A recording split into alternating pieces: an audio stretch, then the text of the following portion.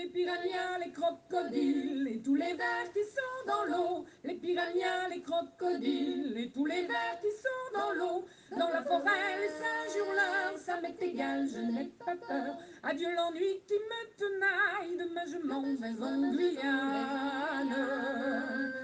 Olá, sejam todos bem-vindos, sejam bem-vindas ao nosso curso Introdução à Literatura da Guiana Francesa, História, Gêneros e Temas.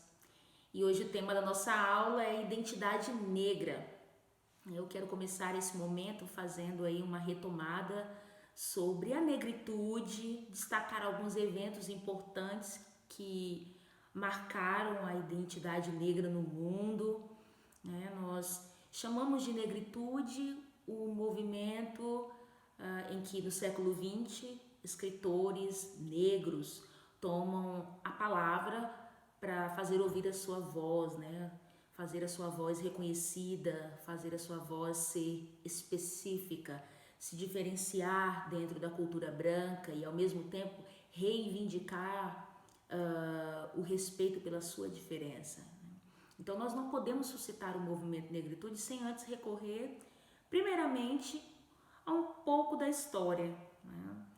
O que foi feito à população negra para que um belo dia ela queira reivindicar com força a sua identidade, a sua dignidade, né? Certamente que hoje se reconhece as intoleráveis injustiças ocorridas no tráfico negreiro. Necessariamente a principal fonte desse movimento começa por causa desse fenômeno, e a prática de tráfico dos negros é acompanhada de um impacto inegável sobre a imagem do negro, né? A representação que se faz disso vai persistir além dos fatos. E a colonização vai se apoiar nesse fato. E as feridas morais serão contínuas. Tratando-se do mundo negro, tem dois termos que parecem ser permutáveis e que nos levam a duas realidades que é preciso diferenciar: a escravidão e o tráfico negreiro. A escravidão ela é um fenômeno muito antigo, tá? E é bem anterior àquilo que nós estamos acostumados a ouvir, aquilo que a gente está tratando aqui hoje também nessa aula. Ela já estava presente na antiguidade, né? Em diferentes países, como o Egito faraônico, no reino da Babilônia, na Mesopotâmia, Grécia ou ainda em Roma. E ela chega na África no século VII, quando o mercado escravagista se desenvolve, paralelamente ali com a invasão muçulmana. Bem, a escravidão que negros sofreram pelos ocidentais durante 4 séculos não é uma invenção súbita, né? A ideia de privar um indivíduo da sua liberdade parece vir de longe, e é disso que vão surgir ali diferentes modalidades da sua implementação. O tráfico negreiro é um fenômeno mais circunscrito no tempo, né? Então a expressão designa a deportação cuja mercadoria foram os negros, essencialmente no século XVIII. Eles foram arrancados de seu continente, né, conduzidos ali à força para a América, para as Antilhas e mais tarde para o arquipélago das Mascarenhas, né? E ali foram submetidos ao trabalho escravo, né? Então, o tráfico negreiro e escravidão são bem relacionados. O tráfico sendo uma ferramenta que permite a prática da escravidão. Mas o que queremos com essas definições, esses esclarecimentos? Pode ser até que você já conheça, né? Nós queremos dizer que diante desses episódios de atrocidades e injustiças acontecidas ali no tráfico negreiro, né, a escravidão, que elas nos levam à tomada de consciência sobre a identidade negra, né? Nos levam a afirmar a singularidade, a riqueza na cultura, na literatura negra, tirando o negro da condição de subalterno e afirmando o seu valor no mundo, nas primeiras décadas do século XX, vozes se fizeram reconhecidas no mundo e ecoaram, né? Foi uma tomada de consciência negra. E a arte negra se torna um fenômeno de moda para algumas produções, pessoas escrevem sobre isso, há algumas exposições de pinturas, esculturas, perdão, que evidenciam o negro, né? A música também, né, que enriquece ali, que é enriquecida com diferentes ritmos, com novos timbres de voz, como o jazz, né? Assim, após anos, né, de negação, de deformação, a personalidade negra ela vai sendo reconhecida na sua especificidade, na sua riqueza. Então, para falarmos de identidade negra, é impossível não nos voltarmos para a negritude, né? Então, esse movimento, ele que se resume na experiência de 3 estudantes, e vocês talvez conheçam já, que é o poeta guianense Léon Gontran Damas, o também poeta senegalês Léopold Sédar Senghor e o martinicano Aimé Césaire. Rapidamente a negritude ela vai se tornar para eles mais que uma necessidade, né? É um verdadeiro modo de vida, um modo de pensamento. E é a época em que, na cidade de Paris, vários movimentos estudantis são evidentes em favor da autoafirmação, com o objetivo de explicar, de deixar bem claro o orgulho de ser negro. Então, é nesse cenário ali, já no início do século XX, que várias revistas nascem em uma Paris onde a elite de intelectuais negros já era bem ativa. O ano de 1931 ele é marcado pela criação da Revue du Monde Noir. É uma revista que nasce de um salão organizado pela martinicana Paulette Nardal, em que Damas também participava. Essa revista, não só Damas, mas outros intelectuais. Então, essa revista recebeu textos do poeta americano Langston Hughes, do americano Messe Cook, né? E que na época o Messe Cook ele era embaixador na Gâmbia e posteriormente do Senegal. Também houve contribuições do René Marin. Enfim, foi a primeira revista que falava dos negros, o primeiro teatro em que eles podiam se expressar, embora o tom ainda fosse moderado.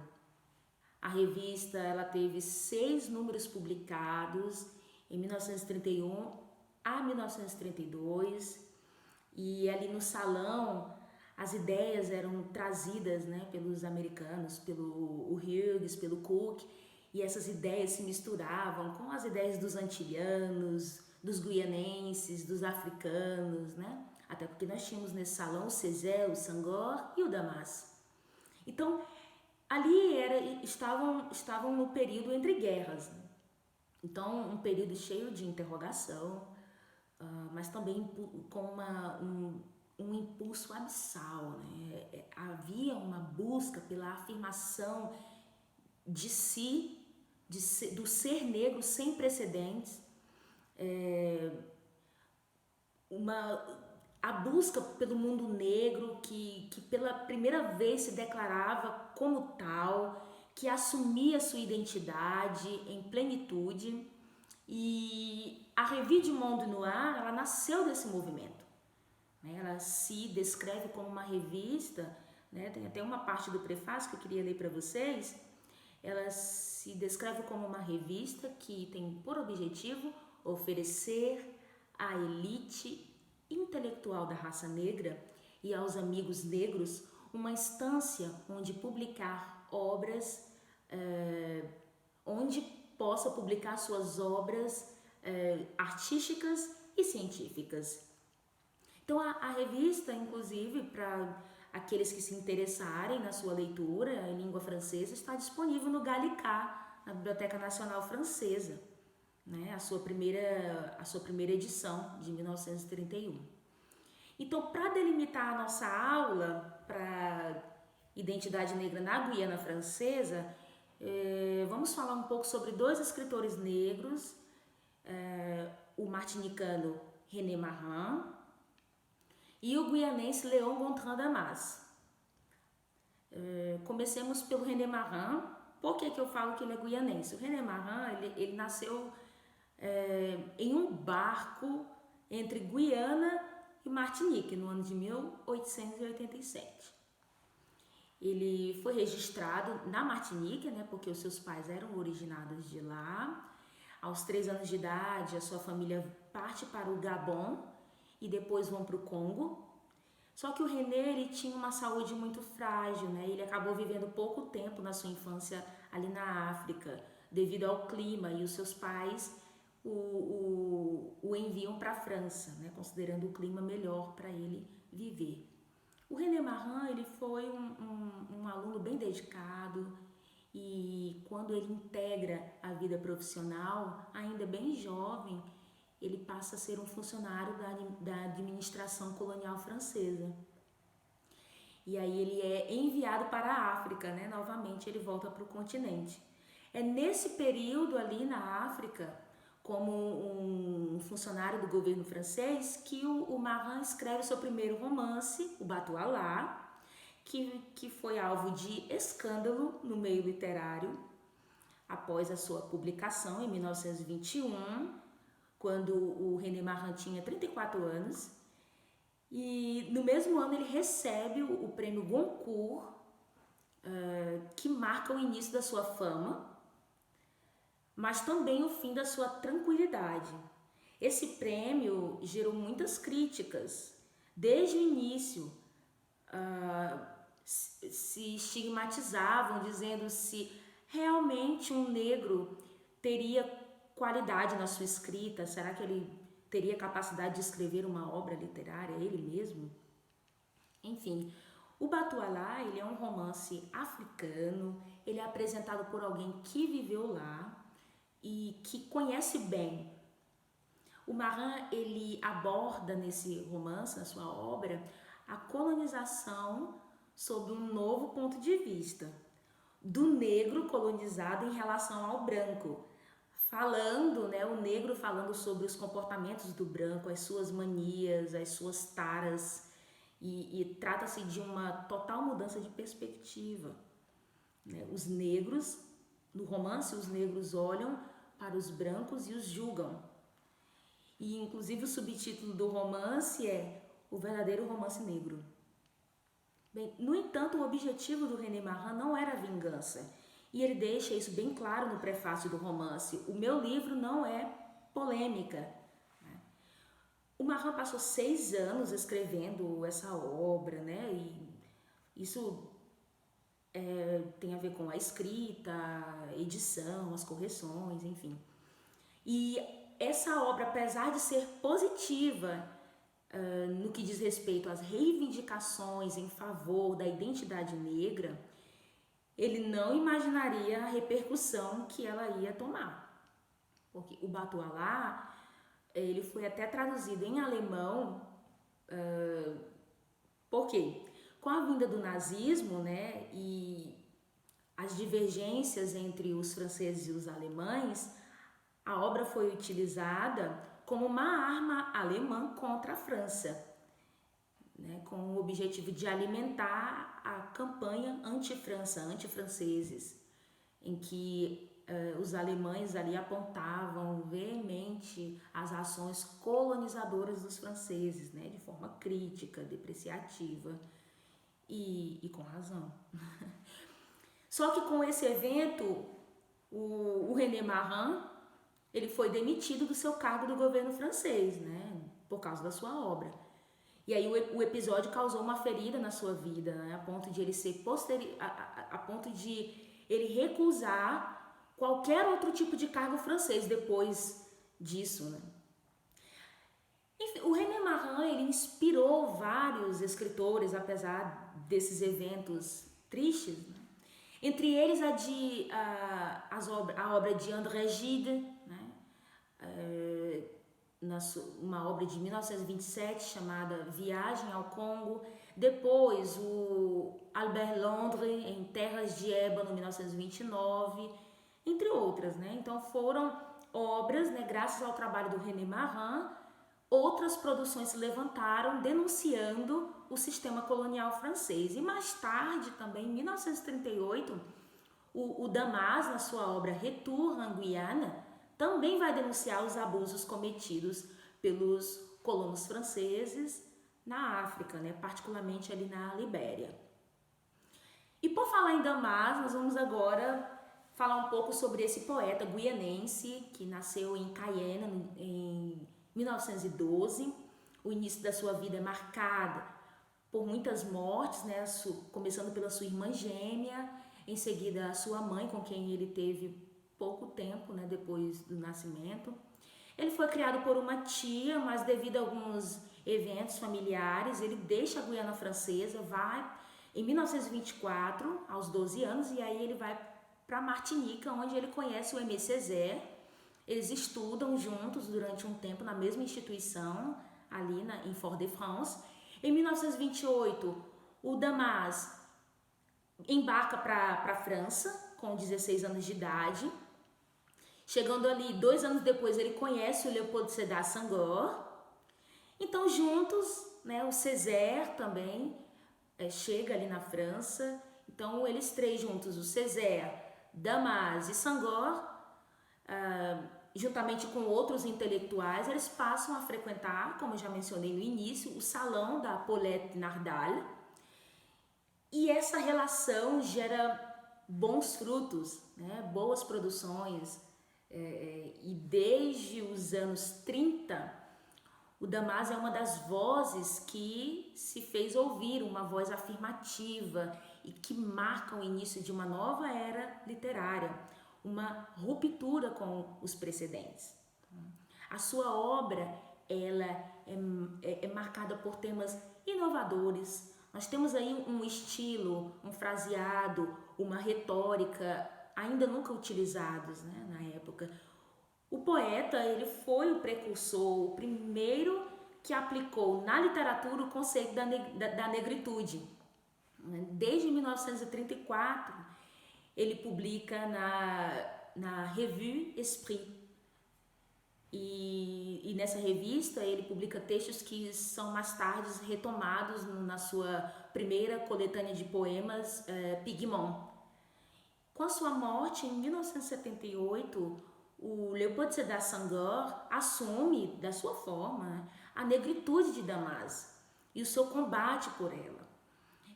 Tem uma homenagem póstuma ao Damas, datada de 1979.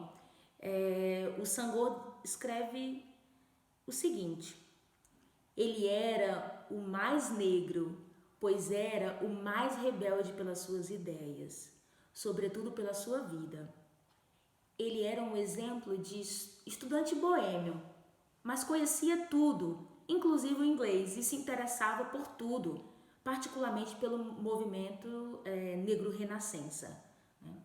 Então, isso aqui é uma frase que o Senghor escreve nessa homenagem póstuma ao Léon Gautran Damas. O Senghor considerava o Damas não apenas o primeiro negro, mas também o mais ativo e o mais violento em suas reivindicações. E com a ajuda financeira de amigos é que o Damas vai publicar o Pigmont em 1937. E essa obra ela foi considerada um verdadeiro manifesto da negritude. Por quê? Porque ele é considerado um poeta da negritude, o Damas. Todos os temas, né, se consideram como os temas do movimento, né, e eles estão presentes nos seus poemas. O Damas mostrou uma escrita que abriu o caminho para os seus amigos, né, o Senghor e Césaire, já que ele foi o primeiro a publicar. Ele foi pioneiro na virada da literatura guianense, porque marca, né, graças à sua obra, marca ali o rompimento com o convencionalismo da literatura europeia, que não era apenas convencionada na Guiana Francesa, mas também nas Antilhas. É claro que há algumas percepções contraditórias entre a vida e a obra de Damas. O poeta vai e volta para a Guiana e isso acaba sendo bem perceptível nas suas obras, nos seus textos. Ele peregrina entre a sua terra e o resto do mundo, né?